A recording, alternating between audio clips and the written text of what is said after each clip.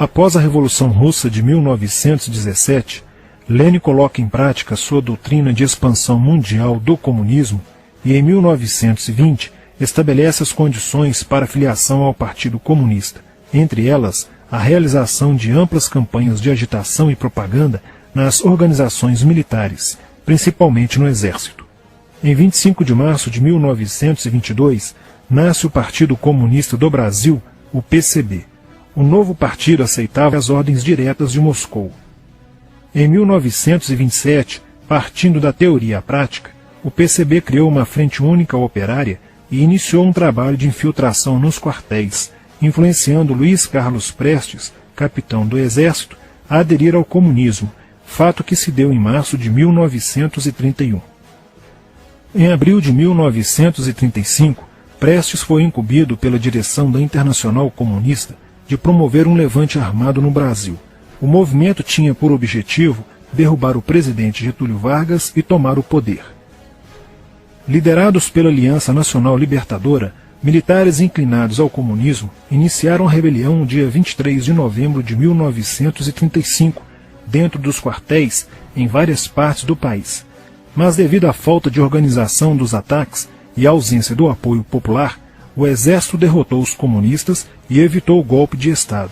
Em seguida, Prestes é preso e perde a patente de capitão.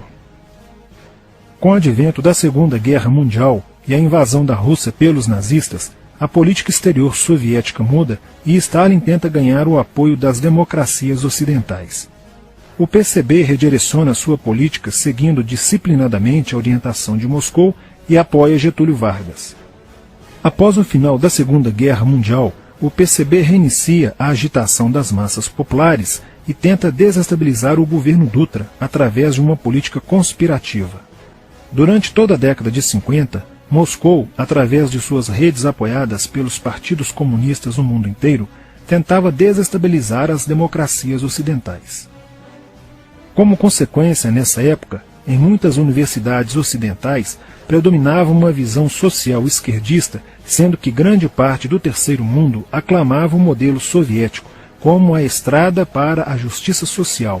Muitos intelectuais se declaravam marxistas. Assim, a conjuntura era altamente favorável ao comunismo, o que provocou sua expansão dramática até o final da década de 50, com a vitória da Revolução Cubana.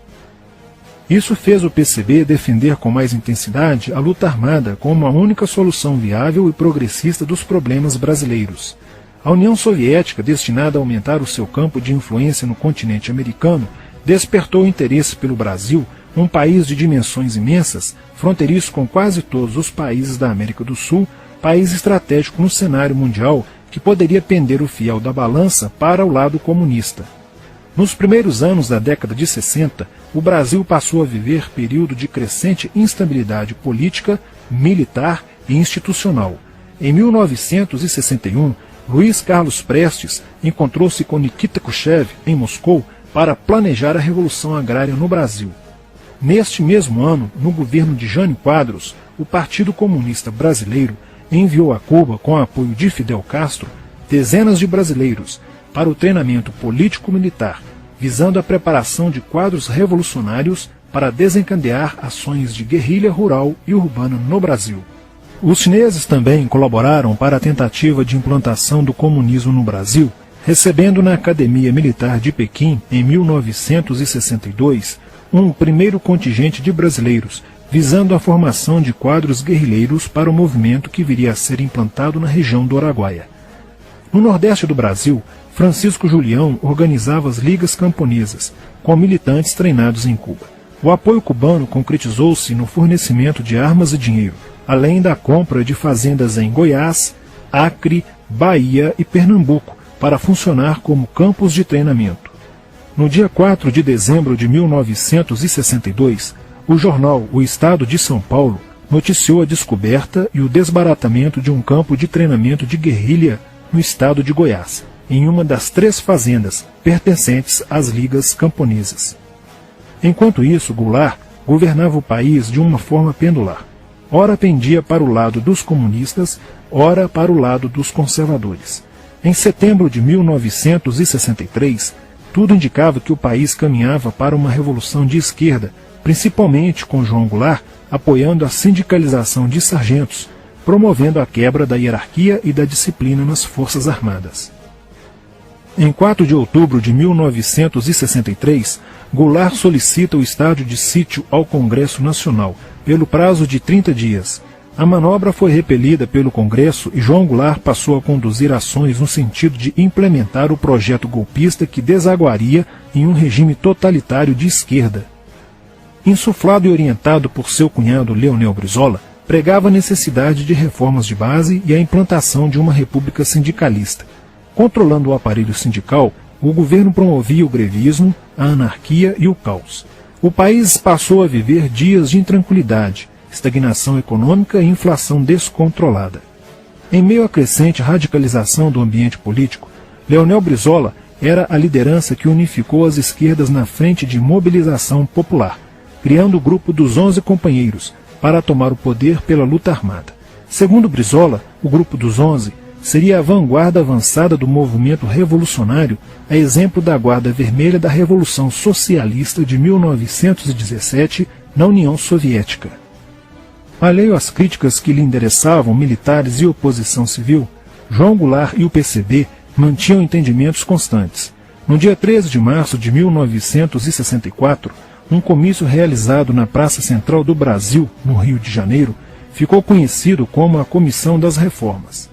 Mais de 100 mil pessoas participaram, pedindo a legalização do PCB e a entrega de armas ao povo para a luta armada. No palanque estavam João Goulart, Miguel Arraes e Leonel Brizola. No dia 19 de março aconteceu a primeira Marcha da Família com Deus pela Liberdade, que reuniu 800 mil pessoas em oposição ao comício do dia 13, em demonstração do descontentamento de grande parte da população com os rumos que tomava a situação nacional, principalmente devido à impressionante demonstração de força, o tom radical dos discursos de Arraes e Brizola e a profusão de cartazes com a foice e o martelo. Em 20 de março, apoiados por Brizola e pela CGT, a Associação dos Marinheiros e Fuzileiros Navais do Brasil reuniu-se declarando um motim, dando origem a vários outros movimentos rebeldes no interior das Forças Armadas. Realizou-se em Niterói, na sede do Sindicato dos Operários Navais, um congresso continental de solidariedade a Cuba, com a participação de delegações latino-americanas. Luiz Carlos Prestes manifestou o desejo de que o Brasil fosse a primeira nação da América do Sul a seguir o exemplo de Cuba, se tornando uma nação comunista. Na véspera de 30 de março de 1964, João Goulart, ignorando o pedido de assessores e do seu líder na Câmara, Tancredo Neves, compareceu à sede do Automóvel Clube para uma homenagem da Associação dos Sargentos da Polícia Militar. No seu discurso, Goulart defendeu a mudança na Constituição para que pudesse concorrer às eleições presidenciais de 1965, desagradando a Carlos Lacerda, Magalhães Pinto e Juscelino Kubitschek, pré-candidatos à presidência da República. O golpe da esquerda já estava preparado para 1º de maio de 1964, caso o Congresso Nacional não aprovasse as mudanças. A imprensa brasileira, bem como importantes setores da Igreja Católica, do meio empresarial e a maior parte do Congresso Nacional, exigiam ações das Forças Armadas para conterem os comunistas no Brasil. Ao final de março, jornais como o Globo, Jornal do Brasil, Correio da Manhã e Diário de Notícias pregaram abertamente a deposição do presidente João Goulart. Nos bastidores dos acontecimentos, os serviços secretos dos Estados Unidos e da União Soviética trabalhavam intensamente, tentando cada um fazer a balança pender para o seu lado, não medindo esforços para levarem o Brasil a uma guerra civil. O general Olímpio Mourão Filho resolveu partir com suas tropas sediadas no estado de Minas Gerais para o Rio de Janeiro. O general Castelo Branco, ao saber disso, telefonou para Magalhães Pinto, governador de Minas Gerais, com o intuito de segurar o levante. O governador mineiro argumentou que, uma vez iniciada a revolução, seria um erro parar, pois alertaria as forças fiéis a Goulart, podendo agravar a situação. A falta de reação do governo Goulart e dos grupos que lhe davam apoio foi notável. Não se conseguiu articular uma reação armada por parte da esquerda. Também fracassou uma greve geral proposta pelo Comando Geral dos Trabalhadores, em apoio ao governo. João Goulart, em busca de segurança, viajou no dia 1º de abril do Rio de Janeiro, onde se encontrava no momento da Revolução, para Brasília, e em seguida para Porto Alegre, onde Leonel Brizola tentava organizar a resistência. Mas João Goulart desistiu de um confronto militar com os revolucionários e seguiu para o exílio no Uruguai. No dia 2 de abril, o presidente da Câmara dos Deputados, Ranieri Mazzilli, assume provisoriamente a presidência da República e mais de 1 milhão de pessoas lotaram as ruas e praças do país para comemorar a vitória. No dia 11 de abril de 1964, o Congresso Nacional se reuniu para eleger um novo presidente da República.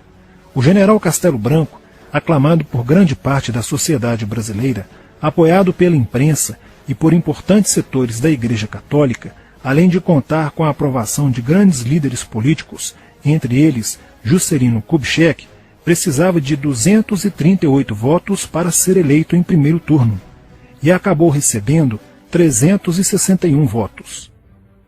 No dia 15 de abril, Castelo Branco assume a presidência da República, consolida a vitória sobre o movimento comunista e renova as esperanças do povo brasileiro de ter um país com dias melhores.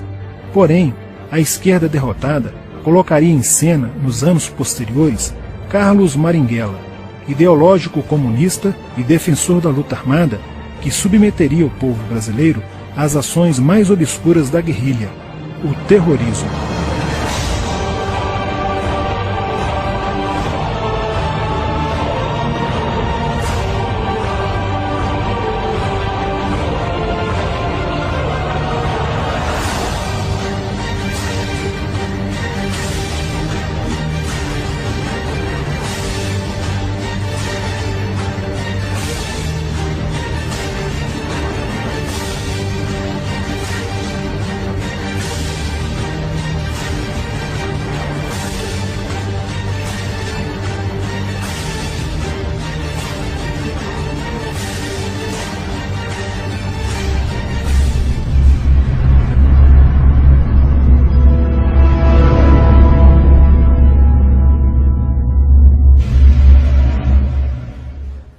Em 1959, quando Fidel Castro anunciou ao mundo que sua revolução era comunista, passou a ser apoiado por Moscou.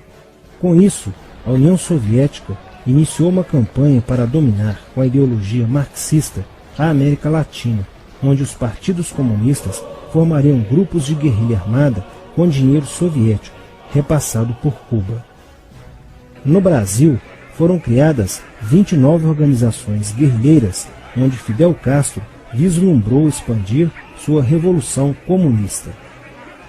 Em 1961, o presidente do Brasil, Jânio Quadros, condecorou o guerrilheiro cubano Che Guevara com a Ordem do Cruzeiro do Sul, sem imaginar que 4 meses antes o Partido Comunista Brasileiro acertara com Fidel Castro o envio de jovens brasileiros para o treinamento de guerrilha em Cuba, com a finalidade de preparar quadros revolucionários que desencadeariam a luta armada no Brasil.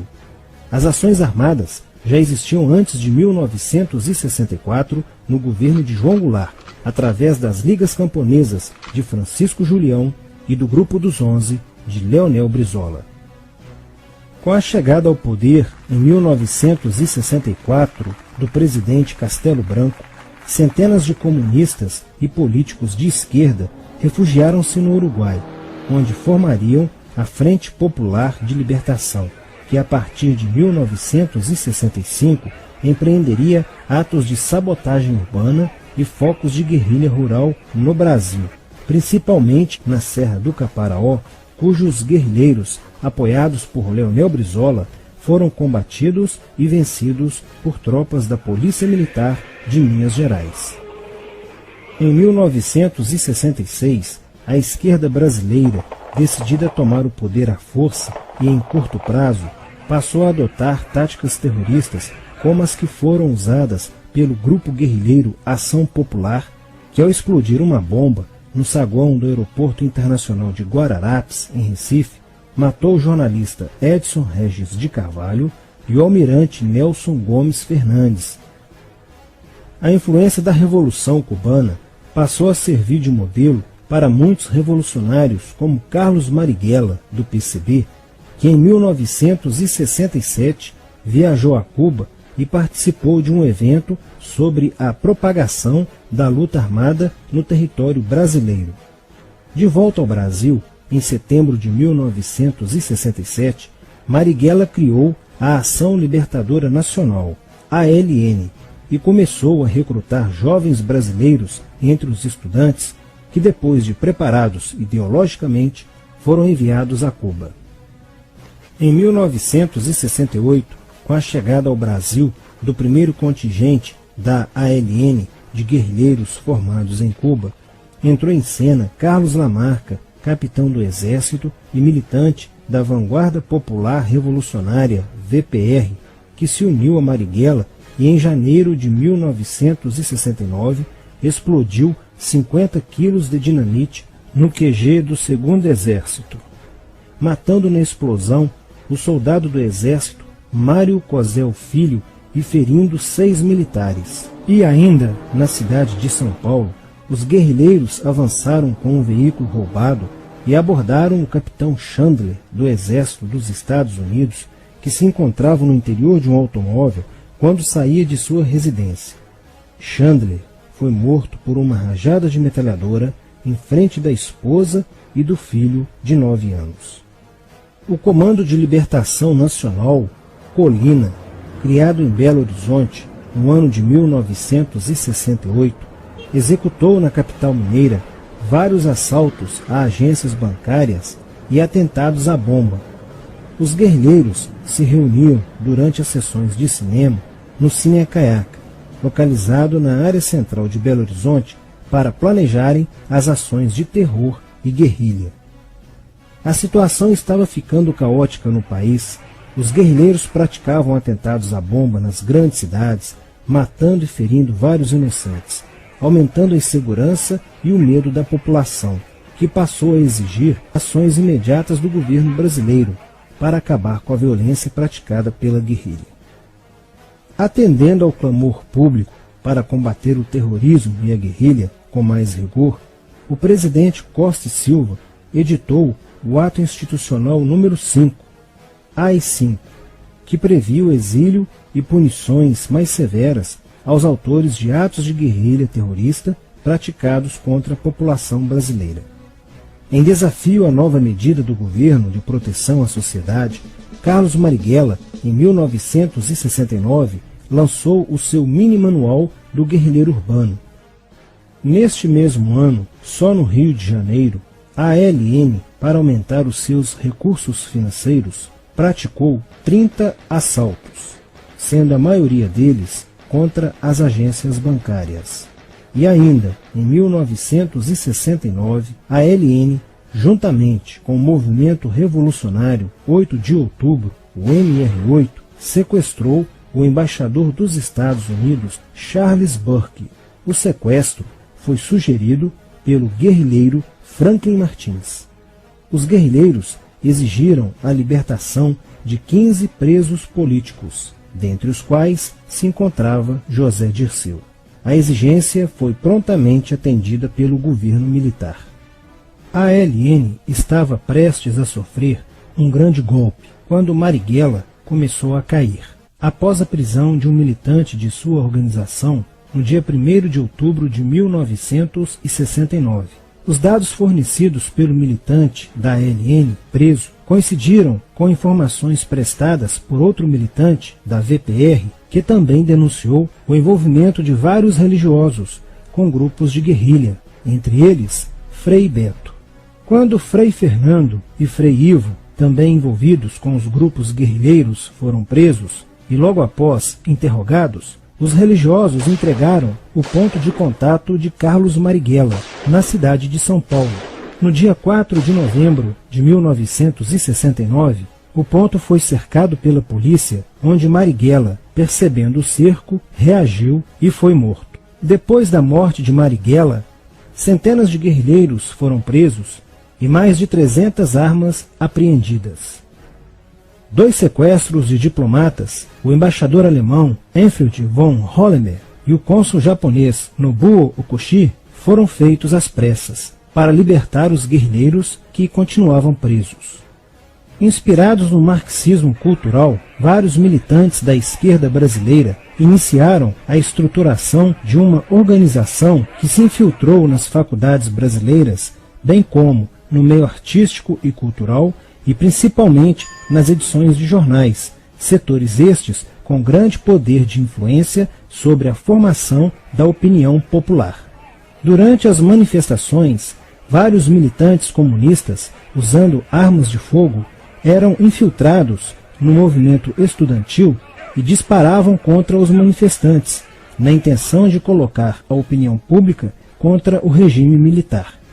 Com a morte de Marighella, Lamarca havia assumido a posição de líder mítico, que sustentava a esperança na vitória comunista.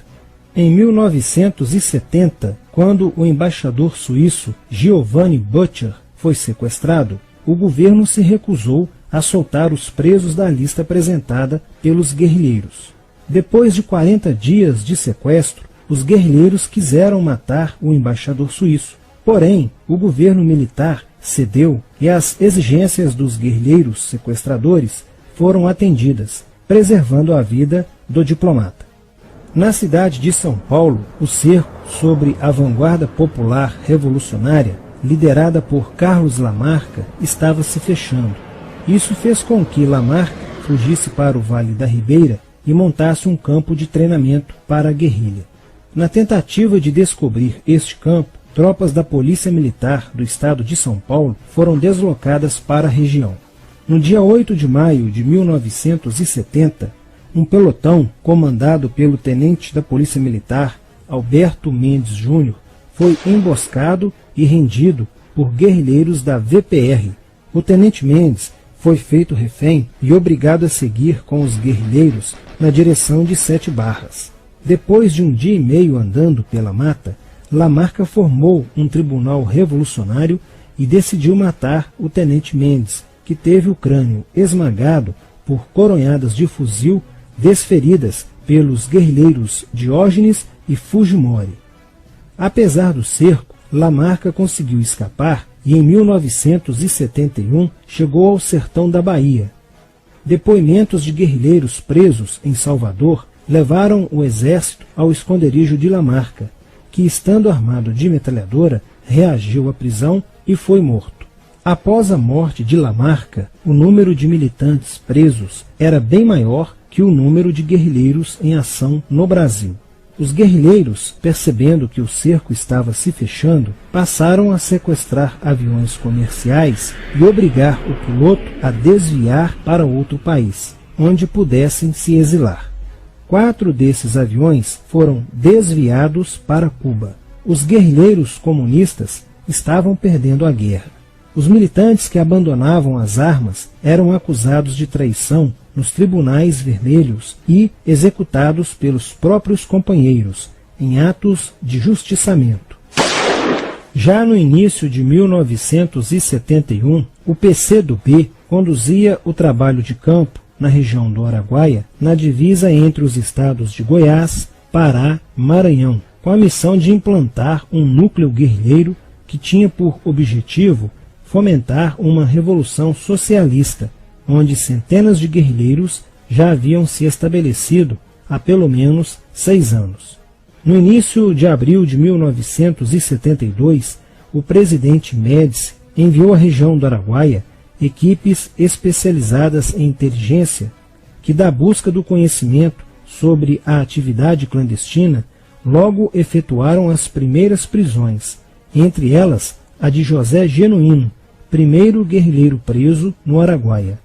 Logo após, o exército sofreu as suas primeiras baixas, ao ter um grupamento emboscado por elementos liderados por Oswaldo Orlando da Costa, conhecido por Oswaldão.